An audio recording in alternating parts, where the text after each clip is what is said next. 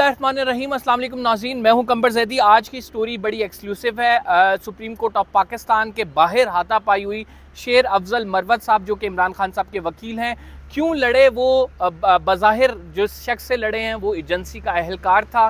उसके हवाले से क्या मालूमात हैं, ये लड़ाई हुई क्यों, ये एक्चुअल में वक़ुआ किस तरह से पेश आया, ये तमाम मालूमात इस व्लॉग में हम आपके सामने रखेंगे। नवाज शरीफ की ज़मानत का केस, ज़मानत के केस में कुछ ऐसे दिलचस्प रिमार्क्स हैं जिनको सुनकर आप कहेंगे कि वाह वाह, ये अदालतें और ये नैब, खसूसी तौर पर नैब को आप कहेंगे क्या कहने इनके कि किस तरह का इंसाफ इन्होंने दिया है। और जो एक तासुर अदालतों के हवाले से और हमारे इदारों के हवाले से मौजूद है, वो मजबूत हो जाता है इस फैसले को देख के। ये फ़ैसला क्या हुआ है ये भी आपको बताएंगे कि ज़मानत का फ़ैसला किस तरह से हुआ है। फिर नवाज शरीफ साहब ने एक जो गेम खेली है, अपनी पेटिशन में क्या लिखा कि वो इस्लामाबाद लैंड करेंगे, लेकिन क्यों इस्लामाबाद नहीं लैंड कर रहे, इसके हवाले से भी आपको तफसीलात फराम करेंगे। इसके साथ साथ सुप्रीम कोर्ट का एक फ़ैसला मौजूद है नाज़रीन, जो कि सुप्रीम कोर्ट के सीनियर जज सरदार तारिक ने लिखा हुआ है, और वो क्या कहता है कि अगर कोई शख्स मुजरिम हो, वो सज़ा याफ्ता हो, उस पर जो है उसका चार्जेस जो है साजिश हुए हुए हों, सज़ा हुई भी हो, तो क्या वो उसको महज ज़मानत मिल सकती है या नहीं। सुप्रीम कोर्ट की इस हवाले से 3 रुकनी बेंच की वो रूलिंग है, वो भी आपको सुनाऊंगा कि वो क्या है। आज के व्लॉग का आगाज़ हम सबसे पहले करेंगे शेर अफजल मरवत साहब की फ़ाइट से।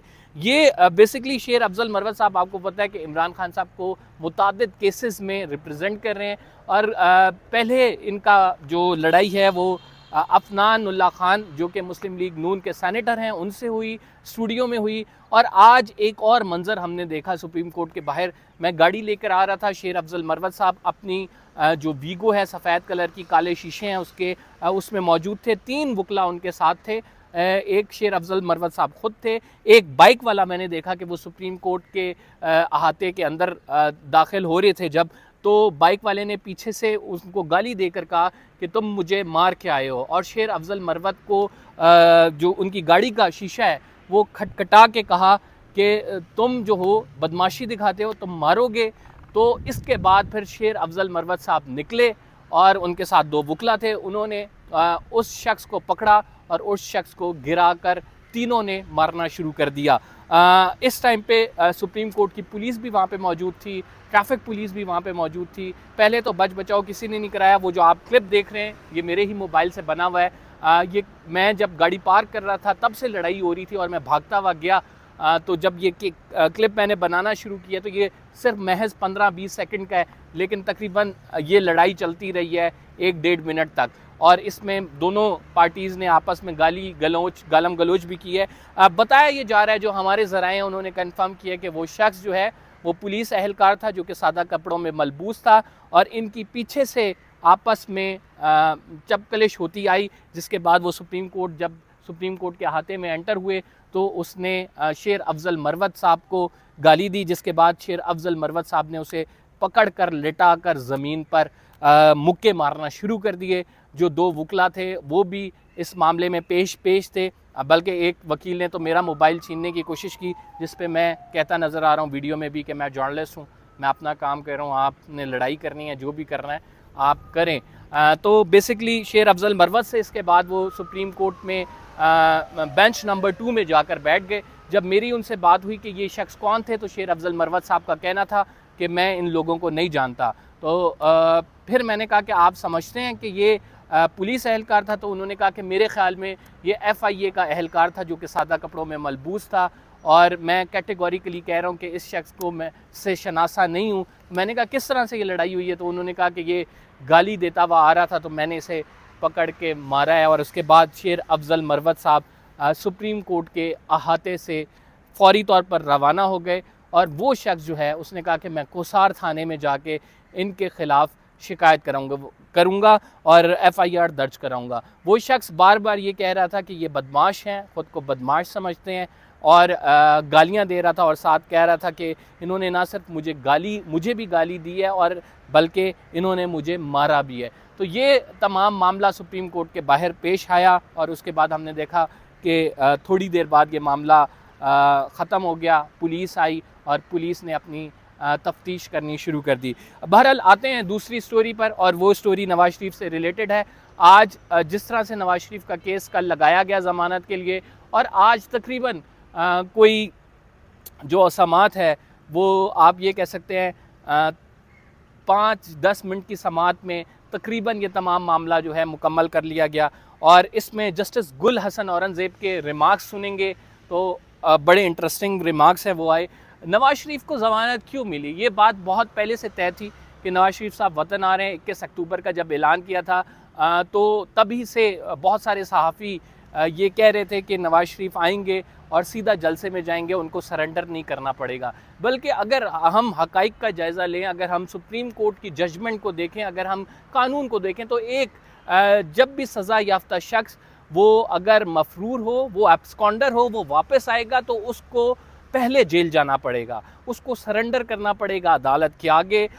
ये मैं एक आम शख्स की बात कर रहा हूँ, लेकिन यहाँ पे हमारी मुल्क की अशराफिया के लिए कुछ और कानून हैं, उन पर वो कानून नहीं लगते जो आम लोगों पर लगते हैं। एक गरीब शख्स या फिर कोई और शख्स होता, आम शहरी होता, वो आता तो उसको पहले अदालत के साथ साथ जेल जाना पड़ता, सरेंडर करना पड़ता, क्योंकि इस मामले पर सुप्रीम कोर्ट की अपनी एक जजमेंट मौजूद है। सरदार तारिक मसूद समेत 3 रुकनी बेंच था ये जिसने ये जजमेंट दी है, और इस जजमेंट में बताया ये गया कि जो महज अदालत के सामने सिर्फ सरेंडर कर देना काफ़ी नहीं है, महज अदालत से हिफाजती ज़मानत उस वक्त तक नहीं हो सकती जब तक जो सज़ा याफ्ता शख्स है वो जेल नहीं जाता। जब वो जेल जाएगा और उसके बाद फिर उसकी ज़मानत लगाई जा सकती है, उसकी जो कन्विक्शन जो उसको सज़ा हुई हुई है उसकी अपील सुनी जा सकती है। तो ये सुप्रीम कोर्ट का अपना फ़ैसला मौजूद है, 3 रुकनी बेंच ने दिया है, लेकिन 2015 का गालिबन ये केस है, लेकिन इसको भी यानी जो ज्यूरिस्प्रूडेंस है हमारा उसको भी मद्देनज़र नहीं रखा गया। और जो नवाज शरीफ साहब को ज़मानत मिली है वो कुछ महज मिनटों की बात थी, और उसके बाद ये जा वो जा।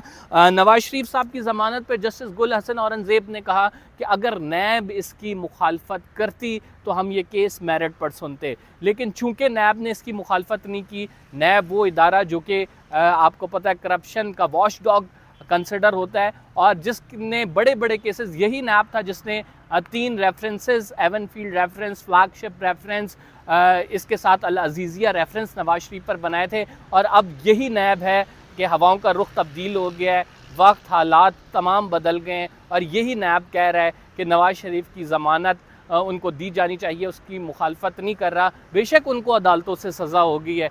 तो हमारे मुल्क में इन्हीं हालात की वजह से, इन्हीं चीज़ों की वजह से लोगों का इदारों पर एतबार नहीं रहा, अदालतों पर एतबार नहीं रहा, और फिर हम जब देखते हैं तो ये मिरेकल्स जब हमारे सामने आते हैं तो अनफॉर्चुनेटली एक आम बदना इतना डिसअपॉइंट होता है कि इस मुल्क में सिर्फ जो निज़ाम राइज है वो एक इलीट का निज़ाम है, जिसमें प्रोटेक्ट जो किया जाता है वो सियासी रहनुमाओं और इलीट के लिए एक अलग कानून है, और आम शहरी, मेरे और आप जैसे शहरी के लिए एक अलग कानून है। अच्छा, फिर जस्टिस गुल हसन औरंगज़ेब नैब ने मुखालफत नहीं की, जिसके बायस उन्हें जो है ज़मानत मिल गई। इसके बाद इमरान खान साहब का केस था। अब राइट नाउ निशाने पे इमरान खान साहब हैं। इमरान खान साहब का जो केस था वो बेसिकली उनको सहूलियात देने के हवाले से था, जेल के अंदर उनको सहूलियात फराम की जाएँ। उन्होंने कहा था कि मुझे वर्जिश के लिए साइकिल चाहिए, तो इस हवाले से जो दीगर सहूलियात हैं कि घर का खाना चाहिए। एक और मुतालबा जो इमरान खान साहब का था, 3 मुतालबात किया था कि ओपन ट्रायल उनके केस का होना चाहिए। तो जो सहूलियात का केस था इसमें लॉ ऑफिसर्स जो हैं वो अदालत में लेट आए, तो जस्टिस गुल हसन औरंगज़ेब ने कहा कि आप लोगों को शर्म आनी चाहिए, आप इतने लेट क्यों आए हैं? आप लोग क्या मिठाइयाँ तकसीम करें कि नवाज शरीफ को ज़मानत मिल गई है? इतना ही शौक़ है तो आप उनके इस्तकबाल के लिए चले जाएं, और ये जो आपकी ड्यूटी थी, जो केस था जिसमें आपने आना था, बताना था, और वो आपने जो है उसमें ताख़ीर की है। तो आप ये देख लें कि लॉ ऑफिसर्स की बॉडी लैंग्वेज राइट नाउ अभी ये बता रही है कि नवाज शरीफ के हवाले से कि वो इस टाइम ब्लू आइड हैं, तमाम लोग उनकी तरफ देख रहे हैं, और अगर वो किसी भी तरह से इलेक्शन होना, इलेक्शन फ्री एंड फेयर होना, right now it's a big question, लेकिन किसी भी हवाले से तमाम लोग जो हैं नवाज शरीफ को as a 4th prime minister of Pakistan जो है वो देख रहे हैं कि चौथी दफ़ा वो प्राइम मिनिस्टर बनेंगे। 3 दफ़ा वो पहले जो हैं वो प्राइम मिनिस्टर रह चुके हैं। तो ये तमाम मामलात हैं नाज़रीन, ये तमाम वो बातें हैं जो आपके गोश गुजार करनी थी कि इस मुल्क में एक दफ़ा फिर नवाज़ शरीफ साहब को लाया जा रहा है और नवाज़ शरीफ साहब के तकरीबन 90% चांसेस हैं कि वो तख्ते हुक्मरानी पर बैठेंगे, विराजमान होकर वो इस मुल्क की बागडोर संभालेंगे। दूसरी जानिब कैदी नंबर 804 जिस पे मुताद्दिद केसेस बनाए गए हैं, जिसकी फ़ाइल क्लोज़ करके कहा गया है कि ये अब किसी तौर पे भी दोबारा से वज़ीर आज़म नहीं बन सकते, उनके हवाले से जो बातें की जा रही हैं, जो कहा जा रहा है, जो इन्फॉर्मेशन आ रही है कि इतनी जल्दी उनको रिलीफ पाकिस्तान में राइट ना हो, इस स्टैब्लिशमेंट के होते हुए नहीं मिल सकता। फिलहाल के लिए तो कंबर ज़ैदी को इजाज़त दीजिए। इंशाल्लाह अगले व्लॉग में कुछ मज़ीद आपके सामने तफसीलात रखेंगे। अल्लाह निगहबान।